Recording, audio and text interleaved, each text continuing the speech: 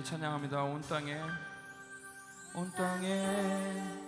주인 되신 주님이 내 이름 아시며 상한 맘 돌보네. 어둠을 밝히시는 새벽별 방황하는 내 맘 주의 길 비추시네. 나로 인함이 아닌 주가 행하신 일로 나의 행함이 아닌 오직 주로 인하여 나는 오늘 피었다 지는 이름 없는 꽃과 같네. 바다에 있는 파도 안개와 같지만 주는 나를 붙드시고 부르짖음 들으시며 날 귀하다 하시네. 나 오직 주의 것, 나 오직 주의 것. 주님은 나의 죄를 보시고 사랑의 눈으로 날 일으키시네. 바다를 잠잠하게 하시듯 내 영혼의 폭풍 고요케 하시네. 나로 인함이 아닌 주가 행하신 일로 나의 행함이 아닌 오직 주로 인하여 나는 오늘 피었다 지는 이름 없는 꽃과 같네. 바다에 있는 바로 안개와 같지만 주는 나를 붙드시고 부르짖음 들으시며 날 귀하다 하시네. 나 오직 주의 것,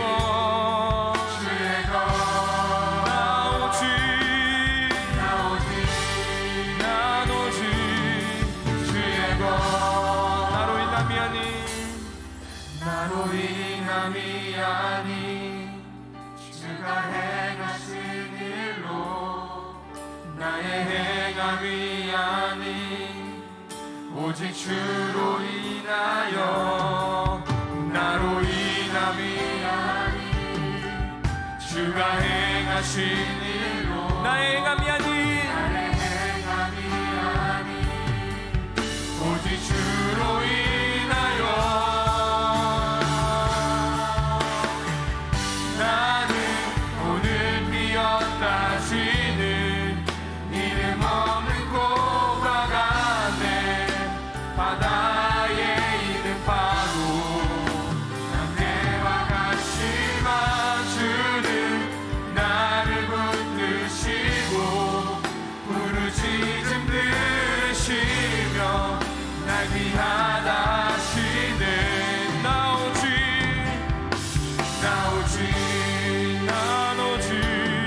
주의 것,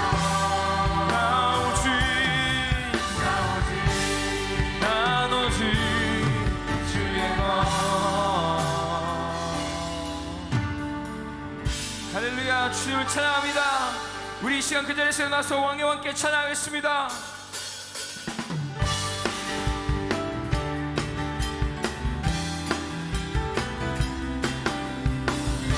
예수의 이름이 높임을 받으시옵소서. 함께 찬양합니다. We wanna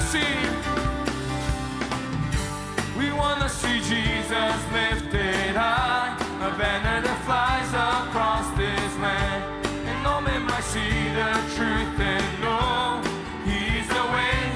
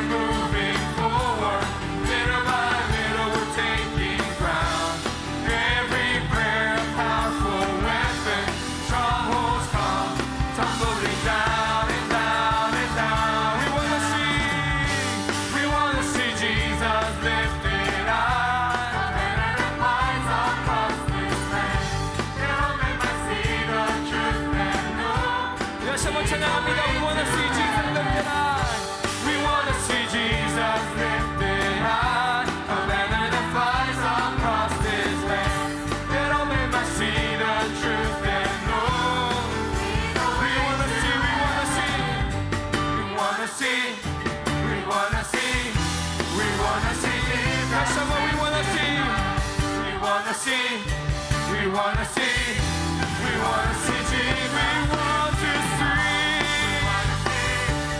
want to see. 마지막으로 we wanna see, we wanna see, we wanna see, we wanna see Jesus lifted up. 주님의 영광, 주님의 영광 나타나셨네. 권능으로 임하셨네. 죽음에서 나 살리신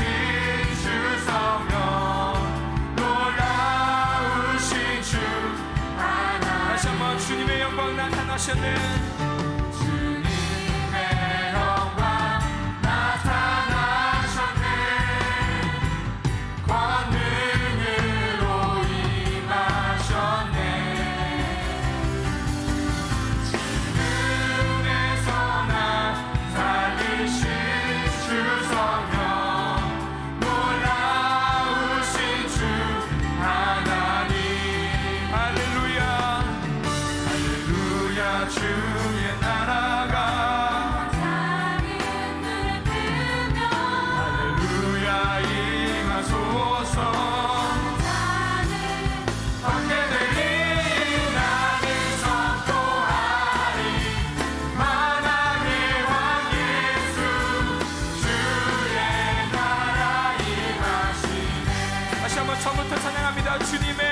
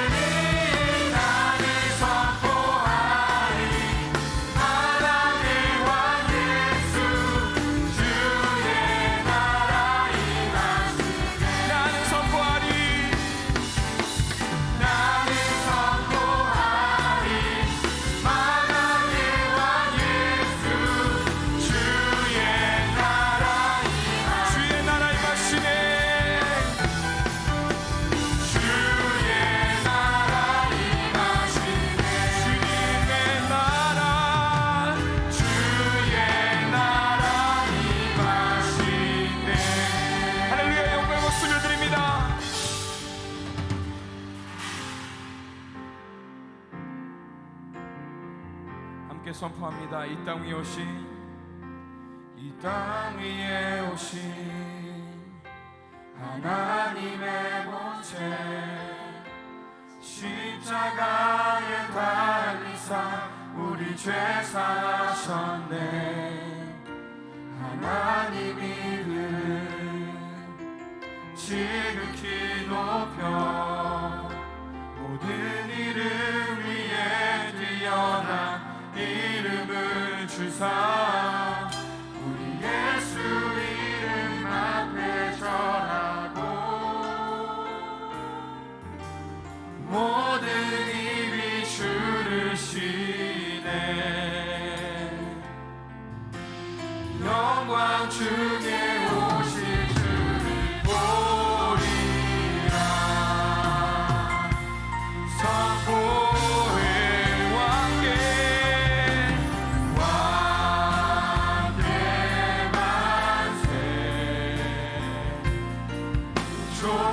존귀와 위엄을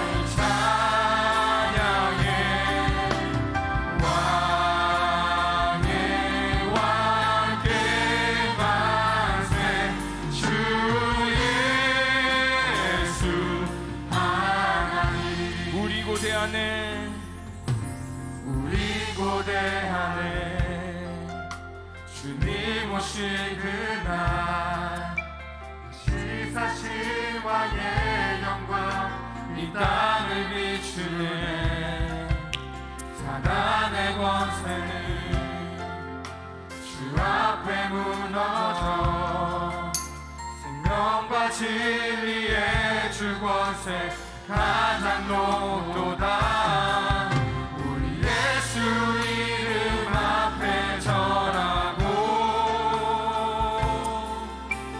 모든 입이 주를 시네 영광 중에 오신 주를 보리라 선포해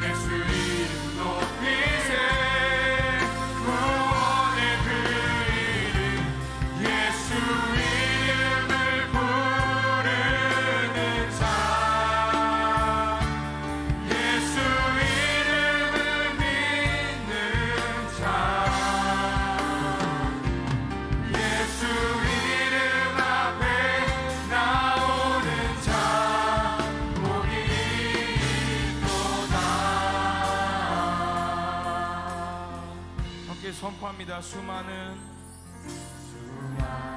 무리들을 주지어 그분을 보기 위해 다르네 평범한 모습이신 그분 앞에 모든 무릎이 꿇어 경배하네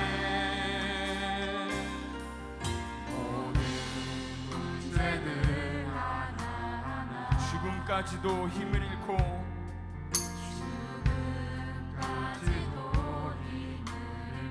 생명의 근원 대신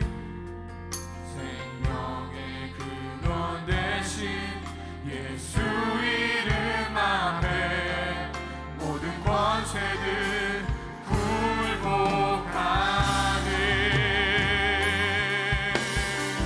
아멘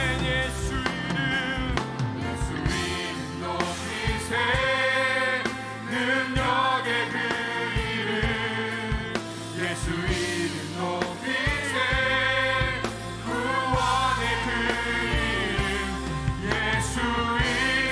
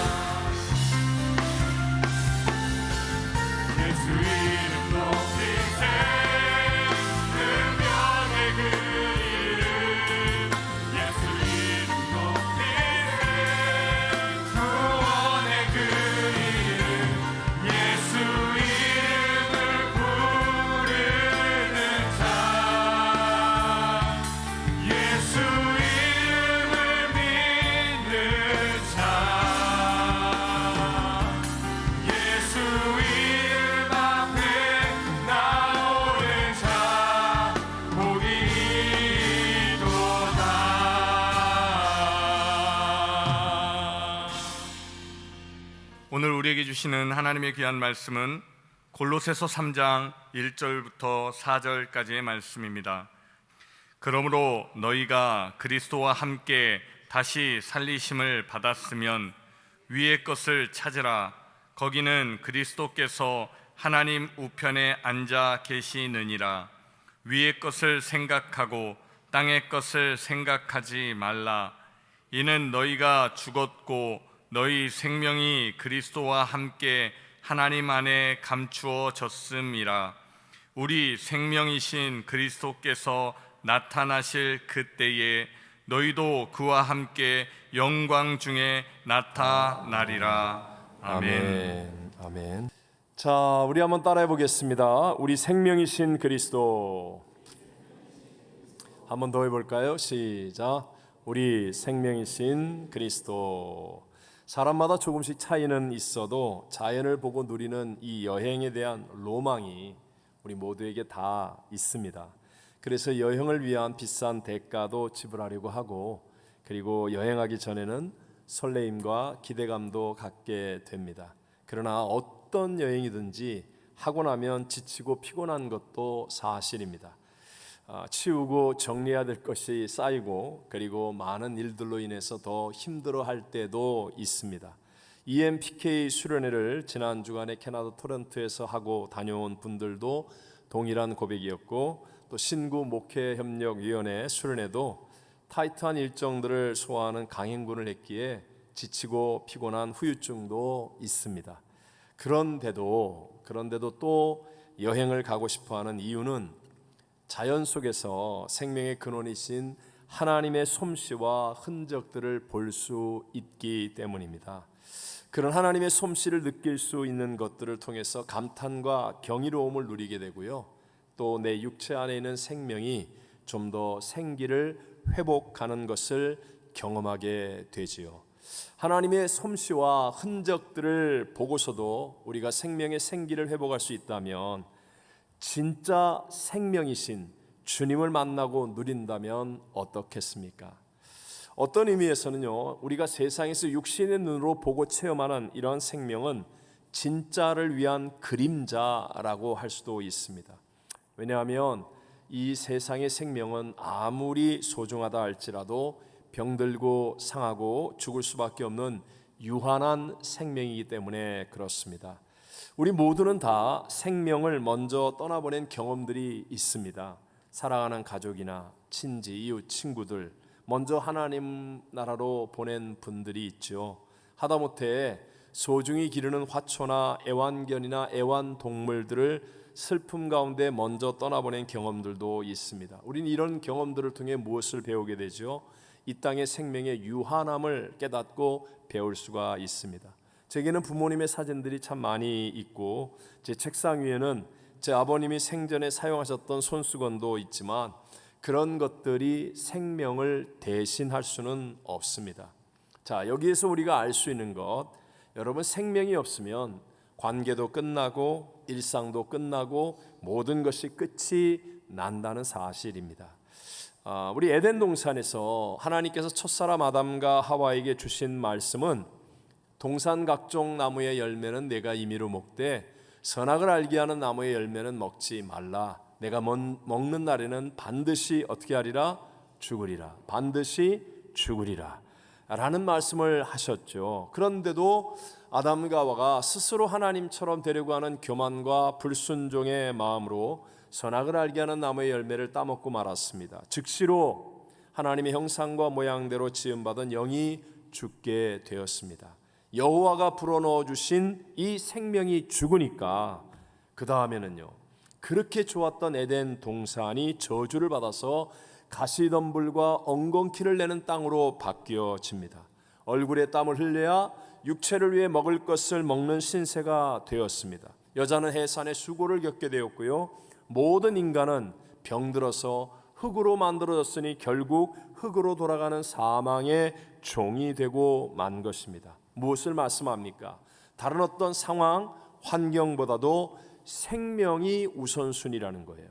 생명이 끝나면 아무리 좋은 것도 소용이 없다, 어떤 것도 헛된 것이 되고 만다라는 것입니다. 그래서 문화와 정신이 발달된 선진국일수록 생명을 귀중히 여기는 것입니다.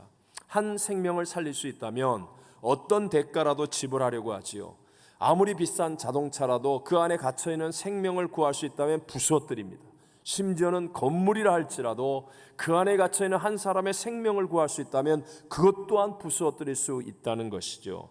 그것이 바로 하나님의 마음이고, 그리고 이 땅에 오신 예수님께서 우리에게 보여주신 삶입니다. 생명을 구원하기 위해서 기꺼이 자신을 십자가에서 희생하셨던 분이시라는 것이죠.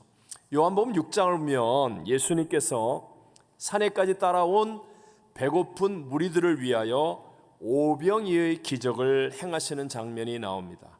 정말 놀라운 기적입니다. 남자만 5,000명, 여자와 어린아이까지 최소한 2만 명 정도가 되는 사람들을 아무것도 먹을 것을 구할 수 없는 산에서 정말 물고기 2마리 떡 5덩어리 가지고 다 배불리 먹는 기적이 일어나고 12광주리는 남는 역사를 체험하게 됩니다. 그런데 오히려 그 기적 이후에 예수님은 더 많은 어려움을 겪게 되십니다. 왜 그렇습니까? 사람들이 계속해서 빵을 먹게 해달라고 매달리는 거예요. 그래서 예수님께서 혼자 산에 기도하기 위해 피하시고 제자들은 배를 타고 가버나움으로 가셨는데 거기까지 사람들이 따라오는 겁니다. 그때 예수님께서 뭐라고 그들을 가르치십니까? 너희가 나를 찾는 것은 표적을 본 까닭이 아니요 떡을 먹고 배부른 까닭이로다. 썩을 양식을 위하여 일하지 말고 영생하도록 있는 양식을 위하여 하라라고 가르치십니다. 예수님의 이 말씀은요, 이 배고플 때 먹었던 떡이 나쁘다는 것이 아니라 이 먹는 떡보다도 훨씬 더 중요한 것이 있는데 그것을 생각하지 못하게 만들고 그냥 먹을 떡만 생각하게 만드는 그런 것을 썩을 양식이라고 말씀하시는 겁니다. 그리고 나서 예수님은 요한복음 6장 48절을 같이 읽어볼까요? 시작. 내가 곧 생명의 떡이니라 라는 말씀을 주십니다. 우리들에게 적용하면 오늘 우리들도 어떤 옷을 입을까? 오늘 점심 뭐 먹을까? 아니면 무슨 자동차를 탈까? 어떤 집에서 살까? 어디 여행 갈까? 무엇 할까? 등등. 자, 이런 것들 우리에게 필요한 것들이겠지만 그러나 그것보다 더 훨씬 중요한 영생을 놓치게 만든다면 그런 것들이 아무리 좋은 것이라 한다 할지라도 그것은 다 썩을 것이다 라는 주님의 가르침이라는 것입니다. 여러분, 우리가 왜 주일날 이렇게 하나님께 나와 예배를 드리고 그리고 예수 그리스도를 나의 구세주로 분명하게 영접하고 믿는 자가 되어야 합니까? 그것은 예수님만이 우리에게 영생을 주시는 진짜 생명이시기 때문인 줄로 믿습니다. 함께 우리 요한복음 3장 16절을 읽어봅니다. 하나님이 세상을 이처럼 사랑하사 독생자를 주셨으니 이는 그를 믿는 자마다 멸망하지 않고 영생을 얻게 하려 하심이라. 사랑의 하나님께서는 십자가에서 죽으시고 부활하신 예수님의 이 새 생명으로 반드시 죽으리라 함으로 말미암아 영이 죽은 아담과 하와의 모든 후손들을 구원하기를 원하셨습니다. 그리고 그 일을 이루셨습니다. 여러분, 쉰들러 리스트라는 영화 보신 적이 있거나 또 들어보신 적들이 다 있으시죠? 이 쉰들러라는 사람은 2차 세계대전 때 유대인 600만 명의 학살 현장에서 엄청난 대가를 지불하면서 많은 유대인들을 구해낸 실존의 사람입니다. 쉰들러가 이제 전쟁이 끝난 다음에 구출함을 받았던 유대인들에 의해서 그의 업적이 알려지게 되고 그리고 초청을 받아 예루살렘까지 갑니다. 수많은 유대인들의 큰 환영을 받았고 그리고 예루살렘에 있는 유대인 학살 기념관에서 기념 식수도 하였습니다. 당시의 수도였던 텔아비브의 영웅의 공원에는 바로 이 사람을 기리는 글귀가 새겨지는데요. 그 글귀의 마지막에는 이런 말을 새겨 놓았습니다. 한 사람을 구하는 것이 온 세상을 구하는 것이다. 뭔가 감동적인 글입니다. 맞습니다. 이것이 바로 하나님께서 우리에게 주시는 마음과 같습니다. 하나님께서 지금 3부 예배에 나온 여러분들을 소중히 여기시는 이유도 바로 여기에 있습니다. 하나님은 우리 한 사람을 구하는 것을 마치 세상을 구하는 것과 같이 여겨주시는 하나님이기 때문에 세상 사람들은 나를 우습게 여긴다 할지라도 하나님만은 그렇지 않고 하나님은 정말 저와 여러분 한 사람 한 사람을 소중한 존재로 인정해 주시는 줄로 믿습니다. 자, 이렇게 하나님은 나를 소중히 여겨서 그의 아들 독생자 예수님의 생명으로 우리에게 영생을 주십니다. 이 영생에 있어서 두 가지. 첫 번째는 생명의 문제에 있어서 중요한 것은 우선순위라는 것을 알아야 됩니다. 자, 생명의 문제에 있어서 중요한 게 뭐라고요? 우선순위.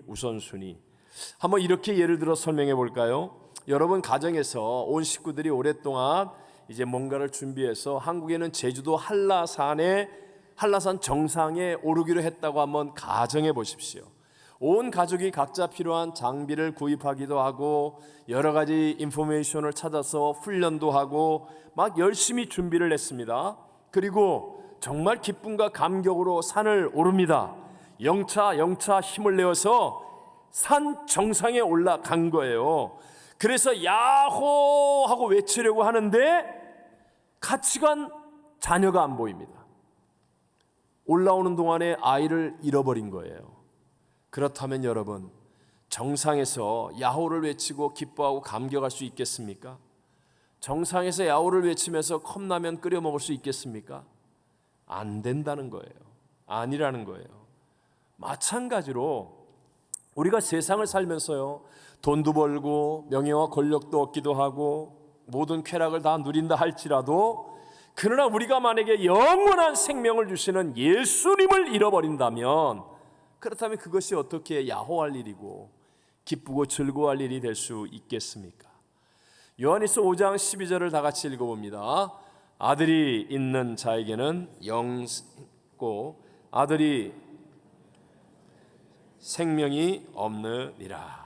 그러니까 하나님의 아들이 함께하는 사람에게만 영생이 있어요. 생명이 있어요. 그러면 그 아들을 잃어버리면 생명이 없는 거죠. 다른 걸 다 가져도 생명이 없으면 아무 소용없다는 거예요. 그러나 생명이 있으면 나머지도 따라올 수 있게 된다. 그래서 이 생명의 문제는 우선순위가 중요하다는 겁니다. 우리가 현실의 교회 생활을 하다 보면 좀 안타까운 일들이 생길 때가 많습니다. 오랜만에 반가워서 목사님이 등을 툭 쳤더니 나중에 들리는 말이 목사가 자기 교회 잘 안 나온다고 자기를 때렸다고 하면서 실족하는 사람도 있다고 합니다. 우리 교회 얘기 아니에요. 또 밥 먹을 때 자기를 안 불러주었다고 삐지는 사람도 있고, 성전에서 누가 자기 자리를 먼저 앉아서 시험 들었다고 하는 기가 차는 경우도 있습니다.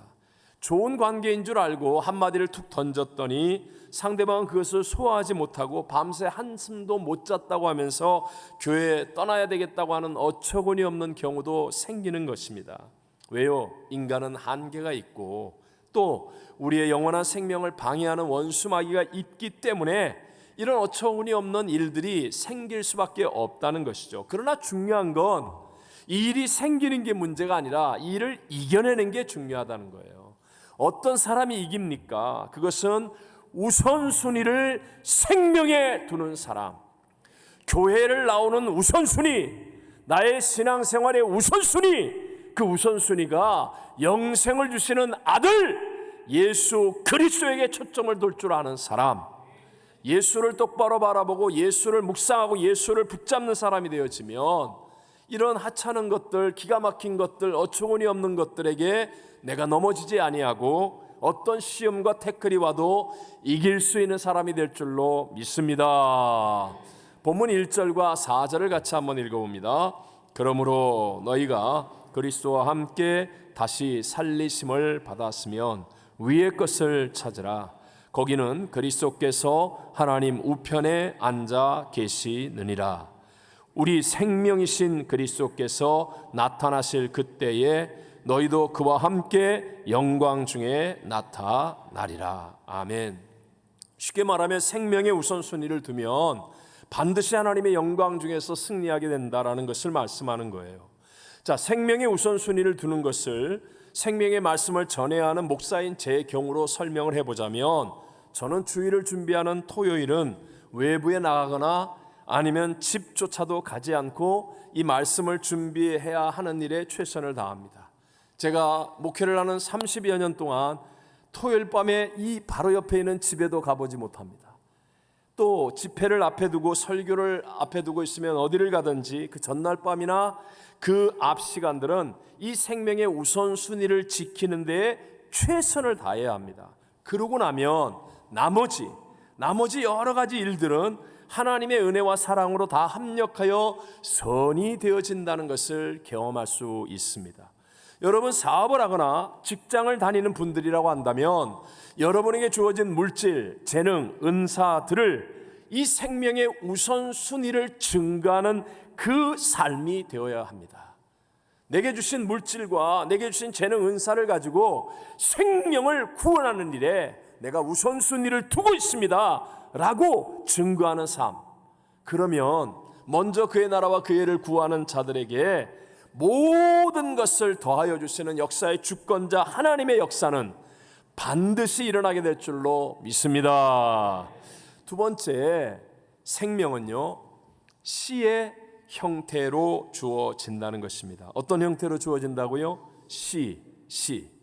예수님께서도 천국은 좋은 씨를 제 밭에 뿌린 사람과 같다라고 말씀하시면서 씨로 비유하여 말씀하십니다.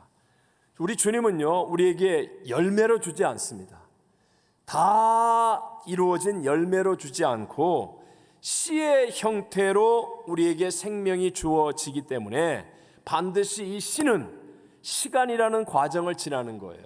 뿌리를 내리고 비바람을 이겨내고 때로는 가뭄도 병충해도 이겨내고 싸우고 하는 이 과정을 지나서 열매를 맺게 된다는 것입니다. 믿음의 조상 야곱이 자신의 아들 요셉이 국무총리가 되어 있는 그 애굽에 내려가서 당시 세계 최강의 나라 애굽의 바로왕을 만나는데 자기를 이렇게 소개하죠. 내 인생 나그네 길은 험악한 130년이나 살았습니다 라고 말합니다. 그리고 나서 야곱은 애굽의 바로왕을 축복하고 그 앞을 나왔다 라고 성경은 말씀합니다. 함께 우리 한번 창세기 47장 9절과 10절을 읽어보겠습니다. 야곱이 바로에게 아뢰되 내 나그네 길의 세월이 130년이니이다. 내 나이가 얼마 못되니 우리 조상의 나그네 길의 연조에 미치지 못하나 험악한 세월을 보내었나이다 하고 야곱이 바로에게 축복하고 그 앞에서 나오니라. 아멘. 보십시오. 야곱은 상황적으로나 환경적으로는 정말 험난한 세월, 험난한 삶을 살았다고 말할 수 있습니다. 하지만 하나님의 생명의 씨를 가진 사람이었습니다. 그러니까 당시 세계 최고의 부귀영화 권세를 다 가지고 있는 바로왕을 이기는 하나님의 생명을 가지고 오히려 바로왕을 축복하고 나올 수 있는 사람이 되더라는 것입니다.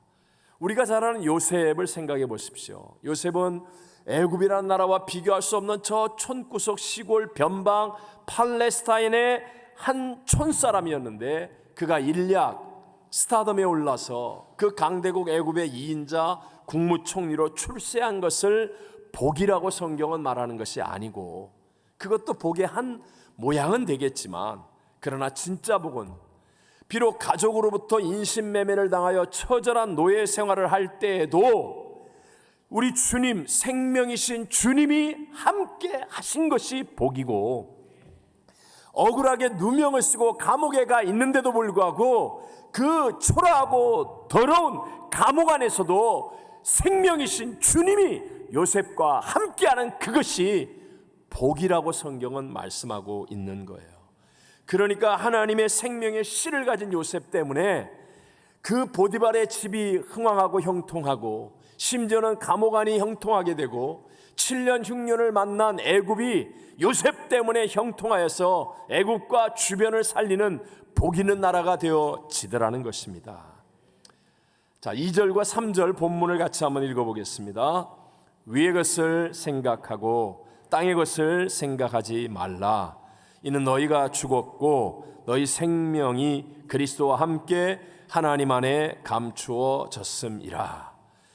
땅의 것을 생각하지 말라고 말씀해요. 위의 것을 생각하라는 겁니다. 그러니까 여러분, 현재 우리가 살고 있는 땅의 상황과 환경이 좋게 되는 것만을 하나님의 복이라고 생각하지 말라는 거예요. 때로는 내가 예수를 믿는데도 불구하고, 하나님의 생명의 씨앗을 품었는데도 불구하고 나의 가정에 어려움이 있을 수 있고, 부부 사이, 부모 자식 사이, 또 이웃과의 관계, 학업과 직장, 사업, 여기에 엄청난 문제와 도전과 고통을 만날 수도 있다는 거예요. 하지만 위로부터 생명이신 그리스도가 함께 하셔서, 그래서 이 그리스도와 함께하며 교제하게 되면, 그러면 이 씨는 반드시 시간이 지나면서 자라나면서 풍성한 열매를 맺어 문제보다 크신 하나님의 역사로 승리를 누리게 되는 것, 이것을 복이라고 말씀하고 있는 것입니다. 여러분은 천국을 상상할 때 어떤 상상을 하십니까? 최고급 시설에서 최고급 음식을 먹으면서 굉장히 럭셔리한 분위기에서 살아가는 것이라고 혹시 천국을 생각하십니까? 물론 그런 부분이 없을 수는 없겠지만, 그러나 그렇게만 살아간다면 그건 며칠 지나면 실증나는 천국입니다. 그건 좋은지도 몰라요. 그렇게 며칠을 살아보면 그냥 실증나는 천국, 그런 개념이 아니라, 천국은요, 나를 위해서 자신의 몸을 찢고 자기의 피를 흘려 죽기까지 사랑하신 예수 그리스도와 함께 하는 곳, 어떤 장애물과 어떤 벽도 없이 예수님과 사랑으로 교제하며 함께하는 그곳이 바로, 그것이 초막이든 궁궐이든 상관없이 그것이 바로 천국이 되어진다는 것입니다. 사실 씨 안에 있는 이 생명의 신비는 잘 설명이 되지 않습니다. 씨는 질소, 수소, 탄소 등 여러 성분으로 구성되어 있음을 과학적으로는 분석할 수 있겠죠. 또 그 성분대로 사람이 씨를 만들 수도 있을 겁니다. 그러나 인간이 만든 씨를 땅에 심으면 썩어버립니다. 하지만 하나님이 만드신 씨는 심으면 반드시 자라서 열매를 맺게 되어 있습니다. 하물며 나는 부활이요 생명이라고 말씀하신 예수님의 씨를 내 안에 심으면, 여러분, 얼마나 놀라운 하나님의 열매가 맺어지겠습니까? 정말 신비하고 놀라운, 가난과 저주를 이기는 축복의 열매, 질병을 이기는 더 큰 치료와 또 함께 하시는 하나님의 은혜의 열매, 어떤 두려움과 공포도 이겨내게 하시는 동행의 열매, 하나님이 주시는 정말 참된 소망과 승리의 열매들이 맺어지게 될 줄로 믿습니다. 고린도후서 5장 17절에 이렇게 말씀합니다. 다 같이, 그런즉 누구든지 그리스도 안에 있으면 새로운 피조물이라, 이전 것은 지나갔으니 보라 새 것이 되었도다. 자, 보십시오. 예수의 생명의 씨를 심는다는 것은, 이것은 내가 조금 나 자신이 약간 더 좋은 사람으로 개조되는 게 아니에요. 어제는 10시간 자는 게으름뱅이가 오늘은 6시간, 7시간 자고도 부지런하게 일할 수 있는 조금 더 좋은 사람이 된다든가, 옛날에는 거칠게 말하고 행동하던 사람이 약간 부드러워진다든가, 아니면 미련하고 어리석은 사람이 약간 더 지혜로워서 조금 더 나은 사람이 된다는 그런 정도가 아니에요. 물론 그런 일들도 일어나겠죠. 하지만 그런 정도가 아니라, 한마디로 얘기하면 생명이 바뀌어지는 거예요. 옛날에 아담과 하와의 후손의 육체의 생명이 이제는 부활하신 예수 창조주 하나님의 생명으로 바뀌어져서 완전한 새로운 피조물이 되는 것이라고 말씀하는 것입니다. 그러니까 이것을 우리의 삶 속에서 누리기 위해 가장 중요한 것이 무엇입니까? 죄의 종이었던 옛사람이 십자가에서 죽었음, 그리고 예수님의 생명으로 나는 사는 사람이 되는 것임을 믿는 거예요. 믿는 거예요. 여러분, 오늘 성찬이 무엇이죠? 성찬은 예수 그리스도의 십자가와 함께 우리의 옛사람이 죽었음을 고백하는 겁니다. 믿음으로 고백하는 거예요. 여러분이 나는 예수님과 함께 나의 옛사람, 내 고집, 내 자아, 내 생각, 내 계획, 내 욕심 다 십자가에서 못 박혀 죽었습니다 라고 믿고 고백할 때 분명히 원수마귀가 옆에서 넌 아니야, 너 살아있잖아, 안 죽었잖아 얘기해요. 근데 그것을 믿음으로 이겨내는 거예요. 아니야, 난 죽었어, 십자가에서 죽었어, 그리고 내 안에 그리스도 예수가 나의 주인된 난 새로운 피조물이 되었어 라고 믿는 거예요. 믿음으로 고백하고 선포하는 거예요. 믿음으로 전진하는 거예요. 그러면 어느 날 정말 내 안에서 Not I but Christ, 내가 아니라 내 안에 그리스도 예수가 사는 것을 깨닫게 되어지고 체험하게 될 줄로 믿습니다.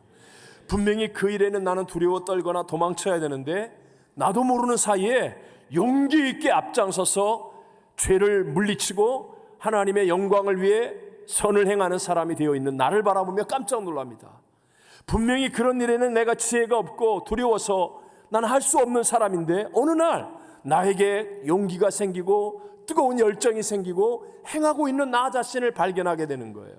내 안에 없었던 하나님의 것들이 내 안에 임하여서 내가 아니라 하나님이 하셨습니다 라고 고백하면서 승리의 길을 가는 정말 새로운 피조물이 되어지는 것을 경험하게 될 줄로 믿습니다. 여러분, 웃지 못할 이야기지만 어떤 신혼부부가 신혼여행을 갔습니다. 그런데 신부가 첫날 밤에 옛 애인에게 온 전화를 몰래 받다가 들켜가지고 신랑한테 얻어맞았다고 합니다. 어떻게 생각하십니까? 맞아도 싸지요? 아니, 결혼을 했으면 이제는 옛 애인 정도는 확실하게 정리하고 딱 끊어버려야 하지 않겠습니까? 더군다나 저와 여러분은요, 죄와 사망의 종으로 살았던 옛사람입니다. 우리의 옛사람에는 희망과 기대가 없습니다. 이대로 살면 다 절망이고 다 지옥입니다. 그런데 예수님께서 우리를 구원하기 위해 십자가에서 죽으시고 죄사함의 길을 여시고 부활의 새 생명으로 우리를 거듭나 새로운 피조물이 되게 만들어 주셨습니다. 선택의 여지가 없습니다. 우리는 옛사람을 과감하게 벗어 던져야 됩니다. 십자가에서 내 옛사람이 죽었습니다라고 날마다 고백해야 됩니다. 그리고 나는 그리스도 예수가 나의 주인된 새로운 피조물이 되었습니다라고 믿음으로 살아야만 됩니다. 여러분, 이것이 우리가 해야 될 일이라는 거예요. 그러면 만약에 그렇지 않고 내가 만약에 죽지 않았다고 생각하고 자꾸만 나의 과거가 남아서 내 과거에 끌려가는 인생이 되어지면 나의 새 신랑이 되신 예수님께서 나에게 무엇을 해줄 수가 있겠습니까? 예수님의 역사는 나의 삶 속에 나타날 수 없다는 거예요. 유명한 헨리 나우엔이 글에 썼던 말이죠. 너는 보물을 발견한 사실에 기쁨을 느낄 것이다. 그러나 보물을 발견했다고 해서 내 것이 되는 것은 아니다. 다른 모든 것을 포기할 때 보물을 내 것으로 만들 수 있다. 정말 유명하고 감동적인 말입니다. 여러분, 보물은 발견하는 것보다 내 것으로 만드는 것이 더 중요합니다. 예수님께서 비유로 말씀하신 이 천국의 비유에서는 땅에 묻힌 보화를 발견한 사람이 가서 자신의 전 재산을 다 팔아 그래서 그 밭을 샀다고 말합니다. 모든 것을 다 팔아서 밭을 사는 희생이 보물을 소유하게 하는 것처럼 우리의 옛사람이 그리스도와 함께 십자가에서 죽었음을 선포하는 그 일이 바로 예수님의 새 생명으로 살아가는 보물과 같은 새 역사를 만드는 길이 되어진다는 것입니다. 예수의 새 생명은요, 창조주의 완전한 생명이십니다. 내게서 대단한 역사가 나오는 게 아니라 내가 이제 Not I but Christ, 나는 죽었습니다, 내 안에 그리스도 예수가 주인이십니다 라는 믿음을 통해서 예수 그리스도로 말미암아 우리가 상상하지 못하는 하나님의 위대한 역사들이 내 인생에서도 펼쳐질 수 있게 된다는 거예요. 요한복음 10장 10절을 우리 잘 알죠? 같이 읽어봅니다. 도둑이 오는 것은 도둑질하고 죽이고 멸망시키려는 것뿐이요 내가 온 것은 양으로 생명을 얻게 하고 더 풍성히 얻게 하려는 것이다. 아멘. 에덴 동산의 그 좋은 환경에서도 원수마귀 도둑이 들어오니까 결국은 다 도둑질하고 죽이고 멸망시킴을 당했습니다. 근데 예수님은 이제 우리에게 생명을 얻게 하기 위해서, 그것도 더 풍성히 얻게 하기 위해서 십자가에 죽기까지 우리를 사랑하시며 희생하여 주셨습니다. 그러니까 우리가 믿음을 가지고 누구든지 믿음을 가지고 예수님을 구세주로 영접하고, 그래서 나의 옛사람이 이제 죽었습니다 라고 고백하며 선포하면 반드시 생명을 얻되 더 풍성히 얻게 하시는 예수 그리스도의 열매들을 누리게 될 줄로 믿습니다. 그래서 중요한 것이 무엇입니까? 이 일을 위해서 여러분의 삶 속에서 언제나 문제를 상대하는 게 아니에요. 문제를 생각하고 문제를 바라보고 문제를 지적하고 문제를 말하고 문제를 상대하면 저와 여러분 똑같이 다 실패합니다. 악을 제거하는 것이 세상적인 정의라고 그랬죠. 세상의 정의 구현은 악을 제거하는 거예요. 악을 제거하다가 내가 악이 되고 나도 제거당하는 거예요. 다 사망입니다. 우리 하나님은 우리를 살리기 위해 예수님을 보내셨습니다. 예수님이 길과 진리와 생명입니다. 예수님이 문제의 해답입니다. 그럼 뭐예요? 문제가 생겼습니다. 억울한 일을 당했습니다. 답답하고 분통이 터집니다. 그러면 우리는 예수 그리스도를 묵상해야 돼요. 더 예수님께 나와 찬송 부르고, 더 예수님의 이름으로 외쳐 기도하고, 더 예수님께 가까이 가기 위해 예배에 성공하고, 하나님의 말씀을 묵상하고 하나님 말씀을 암송하면서 예수가 나의 주인이 되게 만드는 거예요. 그러면 내가 상상하지 못하는 수천 수억만 가지의 방법으로 역사하는 하나님이 내가 알지 못하는 모든 것에서부터 역사하기 시작하여 어느 순간에 모든 것이 다 합력하여 선이 되는 승리를 우리가 누리게 될 줄로 믿습니다. 내 힘으로 승리하는 게 아니라 내가 예수를 바라보고 예수가 주인됨을 선포하고 예수 그리스도와 함께 할 때 부활하신 예수님이 성령을 통하여 놀라운 일을 행하셔서 내가 아니라 하나님이 하셨습니다. 승리의 열매를 누리게 될 줄로 믿습니다. 결론으로 말씀을 정리합니다. 생명이 없으면 관계도 끝나고 일상도 끝나고 모든 것이 끝이 납니다. 생명이 중요합니다. 우선순위에 두어야 합니다. 생명이 우선순위에 있어야 합니다. 영생이 있는 사람과 영생이 없는 사람은 완전히 다른 삶을 살 수밖에 없습니다. 그런데 이 영원한 생명은 우리에게 씨의 형태로 주어집니다. 과정을 지나야 합니다.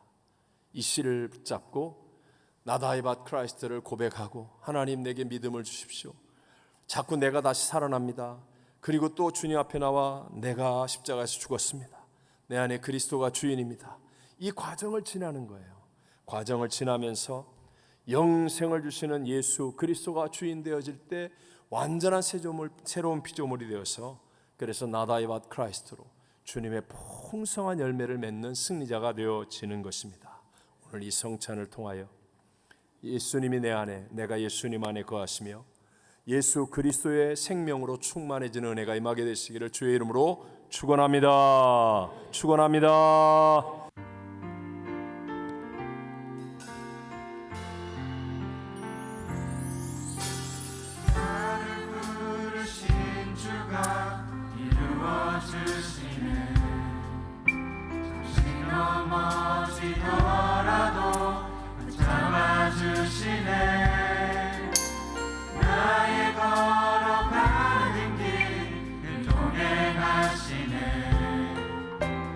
나라 새